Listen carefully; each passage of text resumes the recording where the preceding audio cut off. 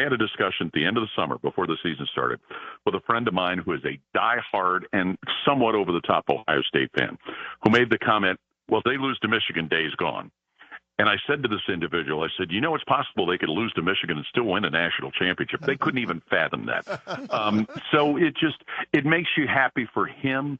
It makes you happy, certainly, for those players, so many of them that have had all of their different journeys. A guy like Cody Simon, who 2 years ago lost his starting job, but there he was playing his best football in the postseason. So there's just so many reasons to be excited about, and we were just thrilled to be along for the ride. Yeah, Paul, I had a conversation with a buddy of mine, right?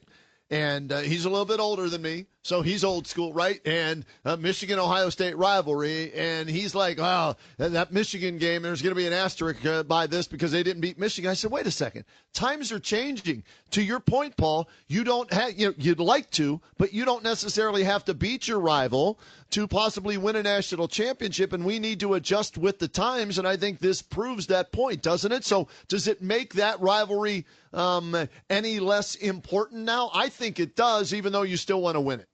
No, it's still important because that's why people come to Ohio State. That's why players go to Michigan. That's why they go to both schools. That's why fans get so excited about that Saturday after Thanksgiving.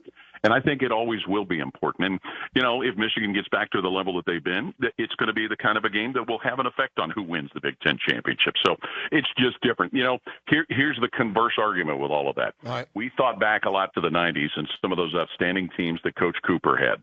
But one loss kept them from playing for a national championship. Yep. If there'd been a 14 playoff, and especially a 12-team playoff, Coach Cooper had teams that would have won national titles, but he didn't have it. This is the new world of college football.